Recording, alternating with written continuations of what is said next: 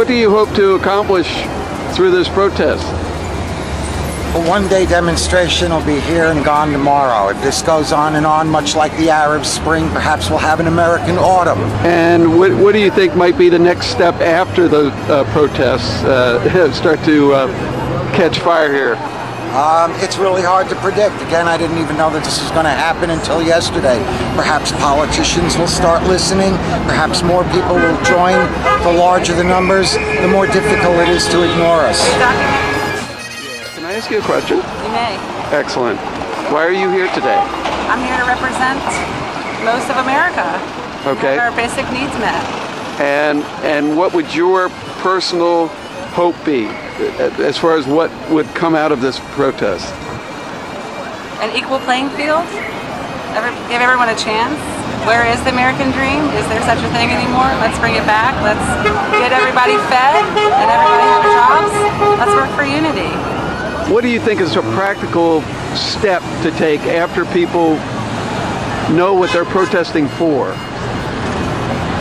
Changing laws that better protect the majority of America, the working people, the people who want to work. Level playing field. Level playing field.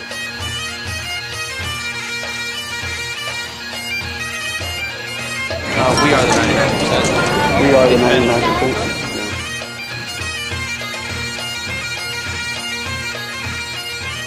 Well, a little backstory about why I'm here is right now the economy isn't great. Not really too much that people can do about it. I'm 22. I've been holding down a job for basically around 10 years doing this or that. For the past 8 months I haven't been employed. I've kept on trying, and at 22 years old with 2 semesters left of college, I've been independent since 15. I think it's pretty bull that I can't even make my own money to buy my own food. I have to go through food stamps for the first time in my life, and I don't want to hand out. I want to be able to earn my money, and it's not possible right now. I think that the majority of the country is feeling hurt. The government should be doing a lot more, if anything, to try and help us out.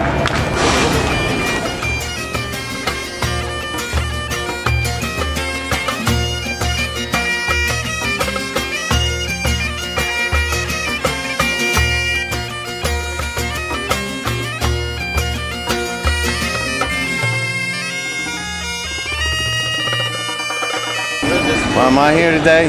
Come on, man, look what's going on in New York. It's going on everywhere. You know, what's really cool about this is it doesn't matter if you're Republican or a Democrat, you're just fed up. You know, that's what I am, I'm fed up. Something needs to change.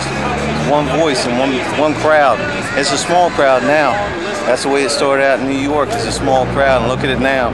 The other day, 700 people arrested on a bridge. I hope that happens here. I hope people start to listen. What do you hope for this protest to actually accomplish? People to listen. Maybe people to be held accountable. You know, people to hear us. You know, we're speaking softly now. Right. You know, so you better listen up. What are your feelings about Wall Street? Oh, come on, man. It's a joke. It's a joke. Man, I'm just fed up. Just like you, just like everybody else out here. You know, like I said, hopefully this gets big, real big. Just like it did up there, just like it happened in Europe and all over.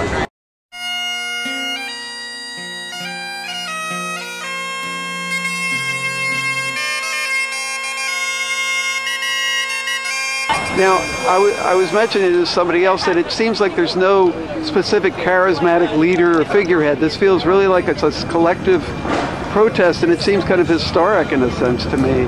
It is, and it seems like people will really go out of their way to make sure that it's the voice of. I mean, the premise of one of the premises of Occupy Wall Street, or one of the tropes of the protest, is that we are the 99%. So, idea that 99% of the country is essentially footing the bill for 1% to not return, and for them to not return that favor, I think many people find objectionable. There are a lot of different feelings and views and sort of approaches to addressing, a greater concern that there is something wrong with the system. We need to fix it, and so a lot of these protests, you see a lot of process discussions about what are we going to do. Like it took a long time, to build messages. The New York protest had months of preparation, and we had 72 hours. But one thing that I believe that people who are here, that when people are coming here, it seems that they are here in agreement that something is incorrect about the system, and that they are, if not committed, they are at least interested and invested in trying to figure out ways to fix it. People are committed to change.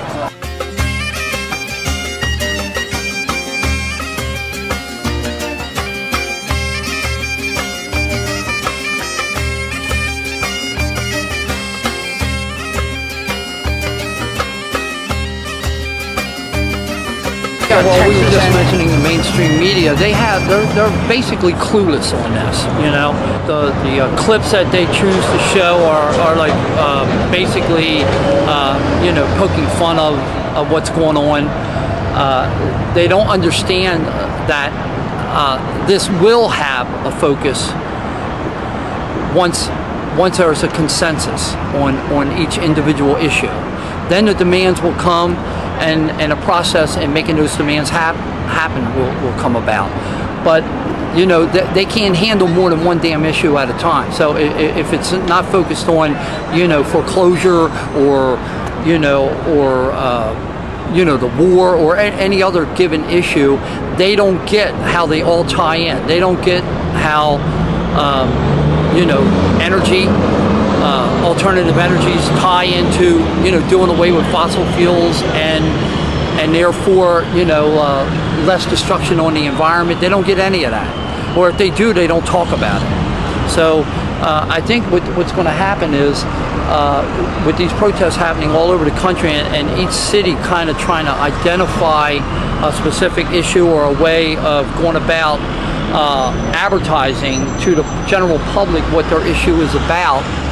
I think then you'll have a nationwide consensus on what our demands are, and they're numerous. I mean, you can look on pretty much, you can look at the Wall Street site, you can look at the Washington, D.C. site, the Freedom Plaza thing that's coming up. There's any number of, like the E-Revolution that I just put up a day or so ago. All of them are trying to help people understand what our issues are, and our issues aren't bogus. They're about institutions and how institutions control our life.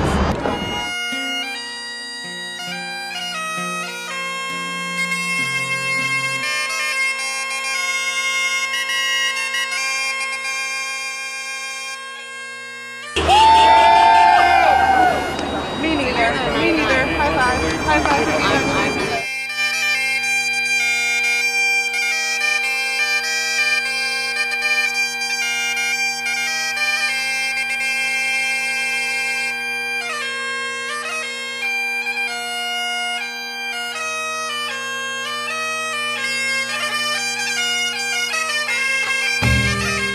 The numbers are going to grow.